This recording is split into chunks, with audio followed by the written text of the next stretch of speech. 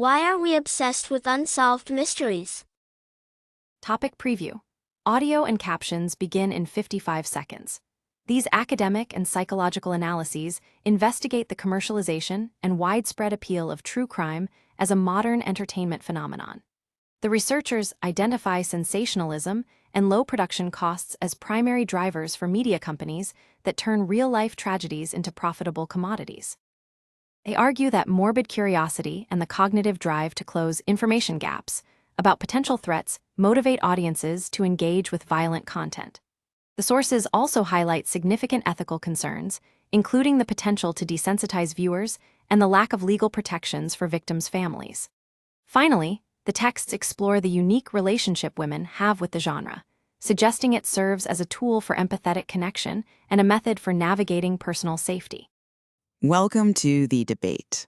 Usually when we pass a horrific traffic accident on the highway, we tend to avert our eyes. We instinctively want to distance ourselves from the wreckage. Right, yeah. It's a deeply ingrained self-preservation instinct, actually. Looking at danger triggers our own panic response.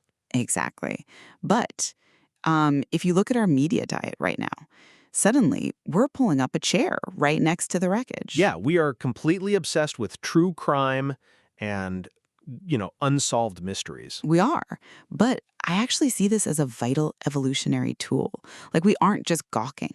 We're actively taking notes to protect ourselves and build empathy. Well, I come at it from a completely different angle. I don't think we're taking notes at all. I think we're indulging in a very primal, morbid curiosity. And media companies have figured out exactly how to package that dark thrill for mass consumption. Okay, but think about the core audience for true crime. It is predominantly female, and that is not a coincidence. You think it's an evolutionary thing? I do, yeah.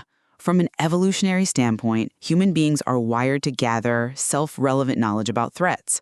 So for women who historically and statistically face higher risks of interpersonal violence, consuming these narratives isn't just passive entertainment. Right, they are trying to learn from it. Exactly. It is an exercise in distress tolerance. Distress tolerance? Wait, how exactly does listening to a horrifying kidnapping build tolerance? Well, by letting the brain practice facing its worst fears in a controlled environment. When a listener hears the who, what, when, and where of a crime, their nervous system gets activated. Sure, but they know they are physically safe on their couch. Right. They are literally training their brain to process anxiety and map out escape routes without being in actual danger. It is like an emotional flight simulator. An emotional flight simulator. Huh. That is an interesting way to put it. Yeah, pilots use simulators to safely navigate terrifying storms and practice emergency responses, right? So, true crime allows the audience to safely practice emotional regulation. The flight simulator is a compelling analogy, but I just don't buy that we're acting as emotional pilots here. Have you considered that we might just be satisfying the Jungian shadow? The Jungian shadow? You mean the repressed, darker parts of the human psyche? Exactly.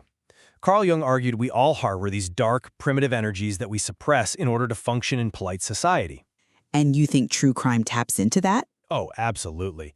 True crime media allows us to confront that shadow self. We get to experience the adrenaline and dopamine rush of taboo violence completely risk-free. So you're saying it's just cheap thrills? Basically, yes. It is not a survival seminar. It is sensationalism. And producers know this.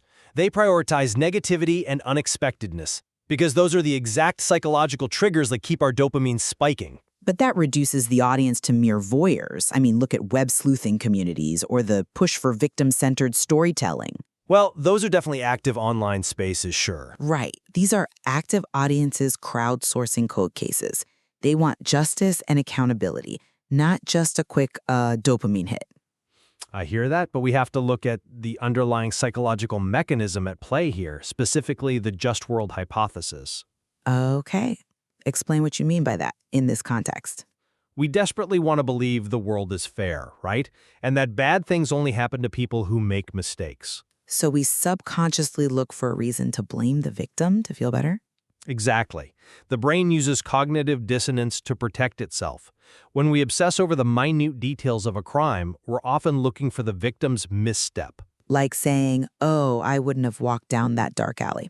Yes, we tell ourselves, I wouldn't have walked down that dark alley, so I am safe. It creates a completely false sense of security.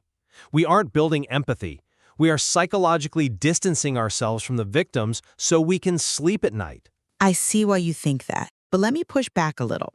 Even if there is some subconscious distancing happening, the outcome is still a demographic of people actively seeking to understand complex psychological motives and human behavior. But look at where that consumption inevitably leads. The true crime pipeline relies heavily on, well, formulaic binge-watching. The media landscape definitely capitalizes on it, I won't deny that. Right. One hit documentary spawns endless, low-cost spin-offs that prioritize cliffhangers and suspense over the actual reality of the event. That is a fair critique of the industry itself. And constant exposure fundamentally alters our baseline for shock. We become desensitized to violence. We even see the romanticization of criminals, which breeds bizarre markets like murderabilia. Murderabilia? Yeah, where people actually purchase a serial killer's personal items. That is not an exercise in empathy. That is commodified tragedy. Wow, yeah. We can certainly agree that the genre exists in a profoundly gray area. On one hand, true crime gives us a framework to safely dissect human behavior, understand mental health, and process our own vulnerabilities. Yet simultaneously, it remains a heavily sensationalized product. I think we are caught right between the very human desire to understand the darkness of the world and the primal, adrenaline-fueled thrill of witnessing it. I think that perfectly captures the tension here. So the next time you find yourself pulling up a chair to look at the wreckage of an unsolved mystery, ask yourself, what is really driving you to look? Right, are you trying to understand the storm? Or just enjoying the lightning? Hi, thanks for watching. If you want more videos like this, please subscribe to my channel. Bye.